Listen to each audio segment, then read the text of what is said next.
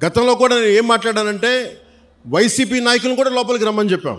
ఇది కూటమి ప్రభుత్వం అయినప్పటికీ కూడా నేను ఒకటే అడిగాను, ఇది పవన్ కళ్యాణ్ పిఠాపురం నుంచి గెలవడంలో వచ్చిన సమస్య లేదంటే ఉన్న సమస్య అంటే ఇది ఎప్పటి నుంచో ఉన్న సమస్య అని చెప్పారు. నాకు ఆ భరోసా నాకు ఇచ్చారు. నేను సందేహించడానికి అడగల, శంకించడానికి అడగల, అసలు ఎలా వచ్చింది మూలం ప్రజలందరికీ తెలియజేయడానికి. సో నేను అన్నీ మాట్లాడితే ఖచ్చితంగా ఈ కాలుష్యం మీరు లేనిపోయిన అభాండాలు మత్స్యకారులు ఎవరు వేయరు, అది నేను అర్థం చేసుకోగలను. మనం మత్స్యకారులందరూ ఎలా ఉంటాం, కష్టపడతాం, ధైర్య సాహసాలతో సముద్రంలోకి వెళ్తాం, వేటపడతాం, చిన్నపాటి గొడవలు ఉంటాయి కానీ కక్షలు కారుణ్యాలు పెట్టుకునే జాతులు కావు. మనం గొడవ పడతాం, వేటకెళ్ళేవాడికి కోపం ఉంటుంది, వేటకెళ్ళేవాడికి పౌరుషం ఉంటుంది. అంతేగాని మనం ఎవరిని కూర్చొని ఒకటి పొట్ట కొట్టాలనో ఇంకోటిలో అనుకునేది కాదు. కానీ మన పొట్ట కొడుతుంటే మనకి బాధ ఉంటుంది, మనకి ఆవేదన ఉంటుంది. నేను ఒకటే చెప్పా, సంఘాల నాయకులతో కూర్చొని మాట్లాడుతూ అంటే వాళ్ళు ఒకటే చెప్పారు, మేము ఎన్ని చెప్పినా మీరు వచ్చి కొత్తపల్లి ఉప్పాడలో మీరు పెడితే తప్ప ఈ మన యువత మాట వినరు, దయచేసి ఈ మాట చెప్పండి అంటే నేను సంఘాల నాయకులందరితో పాటు మత్స్యకారు పెద్దలందరితో పాటు చాలామంది యువతను అడిగాను. దాదాపు 8-9 మంది యువతతోనే ప్రత్యేకించి అడిగారు. చెప్తే వాళ్ళు చాలా ప్రోగ్రెసివ్గా ఉన్నారు. వాళ్ళు అడిగింది ఏంటంటే, ఒకటి, ఈ వ్యర్థాలని ఎలా శుద్ధి చేస్తారు, శుద్ధి చేస్తే మేము పొల్యూషన్ కంట్రోల్ బోర్డుని మేము ఎలా నమ్మాలి, వాళ్ళు ఏమో చేయట్లేదు అన్నారంటే దానికి నేనేం చెప్పానంటే కలెక్టర్ గారు షణ్మోహన్ గారితో మాట్లాడి నాకు సమయం ఎంత ఇస్తారు ఇవన్నీ చేయడానికి అంటే నేను 3 దఫాలుగా పెట్టుకున్నా. ఈ 3 రోజుల తర్వాత మళ్ళీ నేను ఒక పడవ తీసుకొని మీరు ఎక్కడైతే వ్యర్థాలు వస్తున్నాయో, ఎక్కడైతే మన మత్స్య సంపద నాశనం అయిపోతుందని మీరు చెప్తున్నారో వాటిలో ఒకసారి నేను వెళ్ళి చూస్తాను. ఎందుకంటే ఒక మత్స్యకారుడిలాగా వెళ్ళాలి అంటే నేను కూర్చోబెట్టి 4 గోడల మధ్య ఉంటే ఇది నాకు మీరు అది అర్థం అవడం కంటే కూడా పేపర్లు తీసుకొని ఆ రిపోర్ట్ చదవడం కంటే కూడా మీరు లోపలికి వెళ్ళి వేటలో వెళ్తే ఎలా ఉంటుందో అలాంటి పరిస్థితుల్లో మీరు ఏమి అనుభవిస్తున్నారో అది చూడటానికి నేను కూడా పడవ తీసుకుని ఒక 2-3 రోజులు తర్వాత ఇక్కడే మన కాకినాడ పోర్టు నుంచే మొత్తం వెళ్ళి ఈ కోస్టల్ లైన్లో ఎక్కడైతే పొల్యూషన్ ఉందనేది మన మత్స్యకారు యువత కానీ నాయకులు కానీ వాళ్ళు చూపించిన ప్రదేశాల మేరకు నేను వెళ్ళి దాని నుంచి నేను స్వయంగా నేను పరిశీలిస్తాను. 1, 2 అసలు పొల్యూషన్ ఆడిట్ చేయమన్నాను. అది దివీస్ కావచ్చు, అరబిందో కావచ్చు, డెక్కన్ కావచ్చు, చిన్న చితక పరిశ్రమలు ఏమున్నాయో. అలాగే నిమ్మకాయల చినరాజప్ప గారు కూడా మాట్లాడుతూ పెద్దాపురం నుంచి ఆయన కూడా ఏమన్నారంటే, సార్ ఇక్కడ ఇది ఒక్క సమస్య కాదు, దాదాపు 27,000 మంది ప్రత్యేకించి ఒక పరిశ్రమ ఉంది పెద్దాపురంలో, అది కూడా కాలుష్యం కాలువల్లో వదిలేస్తున్నారు. ఆ కాలువలు మనం ఉప్పాడ దాకా వచ్చేస్తున్నాయి, కాకినాడ దాకా వచ్చేస్తున్నాయి, మొత్తం పంట పొలాల్లోకి వెళ్ళిపోతుంది ఆ కాలువ, ఆ నీళ్లు. దానివల్ల అదే భూమిలోకి ఇంకిపోయి అదే మనం ధాన్యం కూడా తింటా ఉన్నాం, దానివల్ల ఒళ్ళు కూడా పారైపోతుంది, క్యాన్సరస్ అవుతుంది అనేది. సో నేను పెట్టుకుంది ఏంటంటే, మనకి చాలా ఈ అభివృద్ధితో పాటు మనకు కావాల్సింది ఖచ్చితంగా పర్యావరణ పరిరక్షణ కావాల్సిందే మనకి. దాంట్లో నేను ఎక్కడ కాంప్రమైజ్ అవ్వట్లేదు, దాన్ని ఎక్కడా కూడా నేను మిమ్మల్ని వంచాలని కూడా నేను ప్రయత్నం చేయట్లా. నాకు మీకు కుదరినప్పుడు నేను రాజకీయాలు వదిలేసి వెళ్ళిపోతాను తప్ప నేను మీ న్యాయం చేయలేనప్పుడు నేను కూర్చోబెట్టి నాకు నిజంగా మీ గుండెల్లో పెట్టుకున్న అభిమానం కంటే కూడా నేను పదవులుగా నేను ఏం చూడను. కాకపోతే ఈ పదవి ఉన్నది చాలామందితో కూర్చొని సామరస్యపూర్వకంగా ఎలా పరిష్కారం చేయాలి అన్నదే నా తపన. సో నేనేం చెప్పానంటే, ముఖ్యంగా నేను చెప్పింది ఏంటంటే, అసలు ఎంత పొల్యూషన్ జరుగుతుంది ఆ ఆడిట్ని ఒకసారి చేయమని చెప్పాం.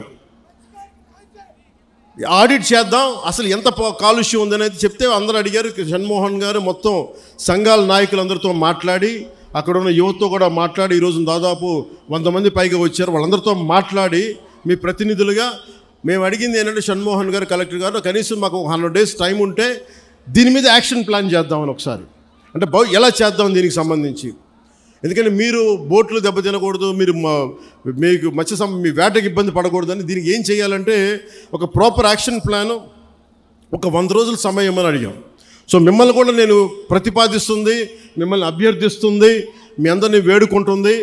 మాకు కనీసం ఒక 100 రోజుల సమయం కనుక మీరు ఇస్తే దీనికి ఒక రోడ్ మ్యాప్, ఒక ప్లాన్ క్రియేట్ చేసి మీ ముందు పెట్టి మీ అందరి అనుమతితోటే మనకి ఉపాధి అవకాశాలు ఉంటూనే మనకి కాలుష్యాన్ని ఎలా నివారించాలి అన్న దాని మీద నా ప్రణాళికకి నాకు కనీసం ఒక 100 రోజుల సమయం కావాలి. ఆ 100 రోజుల సమయాన్ని మిమ్మల్ని ఇమ్మని నేను ఆర్థించడానికే నేను ఈరోజు మీ ముందుకు వచ్చాను. నాకు ఒక 3 నెలల నుంచి 100 రోజుల సమయం కావాలి. సో మీరు ఆ 100 రోజుల్లోపు నేను ఒక రోడ్ మ్యాప్, ఒక పరిష్కార మార్గం, అవసరమైతే దీన్ని క్యాబినెట్లో మాట్లాడతాను, లేదంటే అసెంబ్లీలో కూడా మాట్లాడి మీకు న్యాయం జరిగేలాగా నేను ముందుకు తీసుకెళ్తాను. మీ అందరికీ నేను మనస్ఫూర్తిగా నేను మీకు తెలియజేసుకున్నాను. సో నాకు 3 నెలల సమయం మిమ్మల్ని, ఇది ప్రజాస్వామ్యం, నేను 4 గోడల మధ్య కూర్చొని నేను అడగట్లా. నాకు ఒక 100 రోజుల సమయం కావాలి. ఏం చేద్దాం చెప్పండి, అవునా కాదా? 100 రోజులు సమయం ఇస్తున్నారా? నాకు ఇస్తున్నారా? 100 రోజులు సమయం ఇస్తున్నారా లేదా నాకు చెప్పాలి.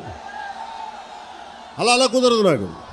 ఎందుకు చెప్తా, మీరు 100 రోజుల సమయం ఇవ్వకపోతే, మీరు 100 రోజుల సమయం ప్రాక్టికల్గా మీరు ఆలోచించండి.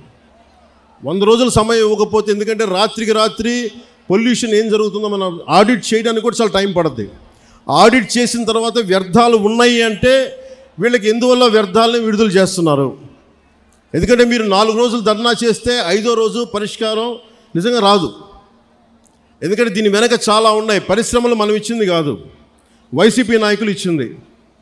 వైసీపీ నాయకులు ఇచ్చిన పరిశ్రమలు మన కూటమి ప్రభుత్వం వచ్చిన తర్వాత వచ్చిన పరిశ్రమలు కాదు. సో అందుకని అలా అని చెప్పి వాళ్ళలాగా భయపెట్టి పారిశ్రామికవేత్తలను భయపెట్టి పారిపోతే అది దేశపరంగా ఇంకోలాంటి సంకేతాలు వెళ్తాయి, అదో ఇంకో సమస్య ప్రారంభమవుద్ది. సో మేము ఆలోచిస్తుంది వయా మీడియాగా మధ్యలో పొల్యూషన్ రాకుండా, మన మత్స్య సంపద చనిపోకుండా ఎలాంటి పరిష్కారం వెతకాలి. అలాగే ఓఎన్జీసీ వాళ్ళు మనకి కొంత కాంపెన్సేషన్ పే చేస్తూ ఉన్నారు, ప్రతి నెలకైనా అడుగుతూ ఉన్నారు. అది మేము పెట్టే ప్రతిపాదన కలెక్టర్ గారితో సంబంధిత మంత్రివర్గంతో మేము అడుగుతుంది. ఈ ఎక్కడైతే ఎఫెక్ట్ అవుతూ ఉన్నారో వాళ్ళకి సంబంధించి ఆ పరిశ్రమలు కానీ పారిశ్రామిక యాజమాన్యంతో మాట్లాడి వాళ్ళు ఎంతవరకు చేయగలరు, ఒకవేళ కాంపెన్సేషన్ ఇవ్వగలరా, నెలకి ఇవ్వగలరా, లేదంటే 1 టైం సెటిల్మెంట్ చేయగలరా, ఇవన్నీ మాట్లాడాల్సిన అవసరం ఉంది, మాట్లాడాల్సిన పరిస్థితి ఉంది. అది మీకు అంటే ఇవన్నీ చేయడానికి నాకు కనీసం ఒక 3 నెలలు సమయం కావాలి. 3 నెలల సమయం తర్వాత ఖచ్చితంగా ఒక పరిష్కార మార్గానికి తీసుకొచ్చి, ఇది ఎందుకంటే పిఠాపురం మోడల్, ఈ పొల్యూషన్ మోడల్ రాష్ట్రం అంతా అప్పీల్ అవుతుంది, అప్లై చేయాల్సిన పరిస్థితులు వస్తూ ఉన్నాయి. ఎందుకంటే పరిశ్రమలు రావాలి. ఉదాహరణకి మీకు భీమవరం దగ్గర ఆక్వా పార్క్ ఉంది. ఆక్వా పార్క్ పెడితే ఏం జరిగింది, అక్కడ కూర్చోబెట్టి రాత్రి గొడవలైనవి. కానీ ఆక్వా పార్క్ పోలీసులు ఛార్జ్ చేశారు, కేసులు పెట్టారు, కానీ పరిష్కారం దొరకలా. మనకు అలాంటి పరిస్థితులు రాకూడదు. నేను ఒకటే చెప్పాను, జనసేన నాయకులు కావచ్చు, ఇంకే నాయకులకైనా కావచ్చు, ఎవరైనా సరే ఈ కాలుష్యాన్ని అర్థం చేసుకొని దీని మీద ఒక మీకు కథ చెప్పేవాళ్ళు కావాలంటే ఈ రోజుకి మీకు కూర్చోబెట్టి ఆకాశాన్ని తెప్పేస్తా, 3 రోజులు అయిపోతుంది సమస్య, నేను మాట చెప్పేయగలను. నేను మిమ్మల్ని కూర్చోబెట్టి మీ చేత చప్పట్లు కొట్టించుకొని వెళ్ళిపోగలను, కానీ ఏం చేయను. అలా కాకుండా నేను 3 నెలలు ఎందుకు సమయం, 100 రోజుల సమయం ఎందుకు అడుగుతున్నానంటే, చాలా త్రికరణ శుద్ధిగా ఒక మీ సాటి మత్స్యకారుడు ఎంత కష్టపడుతుందో అర్థం చేసుకొని దాన్ని ఉద్దేశంలో పెట్టుకొని మాట్లాడుతున్నాను. అందుకని నాకు మీకు ఒకటి చెప్తున్నాను, నిజం కురచ బొంకు పొడవు అంటారు. అంటే అబద్ధం చెప్పడానికి ఇంత చెప్తాం, అసలు మేమేం చేయగలం అని చెప్పట్లా. నిజం మీకు చేస్తానని చెప్తున్నా. మీకేం చెప్పాను, మీకు నిలబడతానంటే నిలబడతా.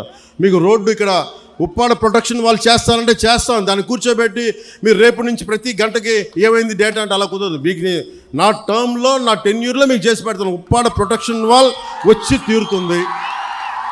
అలాగే అది నేను మన అమిత్ షా గారితో, మోడీ గారితో మాట్లాడుకొని తెప్పించగలను. ఇది చాలామంది సంబంధించిన వ్యక్తులు, పారిశ్రామికవేత్తలు దీనికి ఎందుకు 100 రోజులు అడుగుతున్నాను చెప్తా మీకు. అన్నీ నా చేతుల్లో లేవు. ఇండస్ట్రీస్ మినిస్టర్తో మాట్లాడాలి, ఫిషరీస్ మినిస్టర్తో మాట్లాడాలి, అలాగే కూర్చోబెట్టి మనకి ఏవైతే ఈ షిప్పింగ్ ఇండస్ట్రీ వాళ్ళతో మాట్లాడాలి. అలాగే మనం కూర్చోబెట్టి వాళ్ళు అడుగుతుంది ఇంకోటి ఏంటంటే, మాకు ఎంత డ్యామేజ్ జరుగుతుంది, వాస్తవాలు, దీని పొల్యూషన్ కంట్రోల్ బోర్డుతో కూర్చోవాలి. ఇవన్నీ కూర్చొని చేసే వరకు అందుకు నాకు ఒక చాలా కలెక్టర్ గారు కూడా చాలా మీకు షణ్మోహన్ గారు కూడా తెలుసు పాపం ఎంత కష్టపడి చేస్తూ ఉన్నారు మనందరి కోసం, పిఠాపురం అభివృద్ధి కోసం. మన పాడా యాక్ట్ మన చేసాం, మనకి డెవలప్మెంట్ బోర్డు పెట్టాం పిఠాపురంకి. ఇన్ని సంవత్సరాలు ఎప్పుడు జరగల. అందుకని మీరు నా మీద నమ్మకం ఉంచి మీరు రోడ్ల మీదకి వచ్చి మీరు గొడవలు చేస్తే నేను వస్తా, మీరు తిడితే నేను పడతా. మీరు మీ ఇంట్లో కుటుంబ సభ్యుని కాదు ఇంకెవరిని తిడతారు? బయట ఉండి తిట్టరు కదా. నేను ఎమ్మెల్యే అంటే కూర్చోబెట్టి నేనేదో కిరీటాలు పెట్టుకొని నేనేం లేను. మీరు మాట పడితే భుజాల మీదకి ఎత్తుకున్నప్పుడు నా భుజం మీద దెబ్బ కొడితే నేను భరిస్తాను, ఎందుకంటే మీరు నా కుటుంబం. మీ చేత తిట్లు తింటాం ఇవన్నీ నాకు అవసరమా లేదా నేను ఆలోచించట్లా. నాకు మన మత్స్యకారులు అంటే ప్రేమ కనుక నేను మాట్లాడుతున్నాను, మన సోదరులు అంటే ప్రేమ నాకు. కానీ మన జీవనోపాధి దెబ్బ తినకూడదు. జీవనోపాధి ఈ సమతుల్యత కోసం కూటమి ప్రభుత్వం ఒక ఉన్నత స్థాయి కమిటీని కూడా ఏర్పాటు చేసింది. అందుకే నాకు ఆ సమయం ఇవ్వాలని మీకు మనస్ఫూర్తిగా కోరుకుంటూ ఒకటి చెప్పాను, పారిశ్రామికవేత్తల్ని ఎవ్వరు కూడా రాజకీయ నాయకులు దయచేసి మీకు న్యాయం చేస్తామని చెప్పి మిమ్మల్ని ఎగదోసి పబ్బం గడుపుకుంటే మీరు దయచేసి అలాంటి వలలో పడగండి. అది రైట్ అవ్వదు. మనం ఏమవుద్ది, పారిశ్రామికవేత్తలు బెదిరిస్తే మీకు పర్మనెంట్ సొల్యూషన్ రాదు. మీ అందరికీ తల 10,000 25,000 పడేసి నాయకుల కింద ఇచ్చేసి చేతులు దులుపుకొని వెళ్ళిపోతాను. నేను అలాంటి చేయడానికి రాలా, అలాంటివి నేను చేయను. అవసరమైతే ఉప్పాడలోకి వచ్చి మీ చేత తిట్లు తినడానికి సంసిద్ధంగా ఉంటాను తప్ప నేను అలాంటి బ్యాక్ డోర్ పనులు నేను చేయను. సో అందుకని మీ అందరికీ మీరు నా మీద నమ్మకంతో ఉండండి. నేను మళ్ళీ 2 రోజుల తర్వాత 3 రోజుల తర్వాత కరెక్ట్గా నేను మళ్ళీ వచ్చి ఒకసారి పొల్యూషన్ నేను చూసి మీకు ప్రతి 10 రోజులకు ఒకసారి నేను మీరు ఒక కమిటీని ఏర్పాటు చేయండి. నేను అది అలాగే పరిశ్రమల్లో కూడా స్కిల్ డెవలప్మెంట్ గురించి ఒకటి మాట్లాడమని చెప్పాను. ఉపాధి అవకాశాలు ఇవన్నీ కూడా నేను మాట్లాడతాను. కాకపోతే ఇది ప్రిలిమినరీ మీటింగ్, మొదటి మీటింగ్ ఇది. నేను ఇక్కడికి వచ్చింది, మీరు భయపడకండి, మీ సమస్యని సంపూర్ణంగా అర్థం చేసుకున్నాం. ఒక డిప్యూటీ సీఎంగా కాదు, ఎమ్మెల్యేగా కాదు, మీలో ఒకటిగా నేను ఉన్నాను అని చెప్పడానికి వచ్చాను ఇక్కడికి. అందుకని 3 రోజుల తర్వాత వచ్చి మీకు time to time deputy CM పేషీ నుంచి మీకు మీడియా దగ్గర నుంచి మన కూటమి నాయకుల దగ్గర నుంచి అందరి తరపున మీకు తెలియజేస్తాం. ఏమాత్రం మీకు కోపం ఉన్నా తాపం ఉన్నా మీరు దెబ్బలు తినడానికో మీ చేత తిట్లు తినడానికో నేను సంసిద్ధంగా ఉన్నాను. నేను ఎక్కడికి పారిపోను, ఇక్కడే ఉంటాను. ఇది మన నేల, ఇది మన ఊరిది, మనం ఎక్కడికి ఇక్కడే ఉంటాం. సో మనస్ఫూర్తిగా మీ అందరికీ ఈ భరోసాతోటి మీరు నాకు ఒక 3 నెలలు సమయం ఇవ్వండి. మళ్ళీ 10 రోజులు ఇంకొక 2-3 రోజుల తర్వాత మళ్ళీ వచ్చి మొత్తం తిరుగుతాను తెలియజేసుకుంటూ సెలవు తీసుకున్నాను. జై జనసేన, జై హింద్.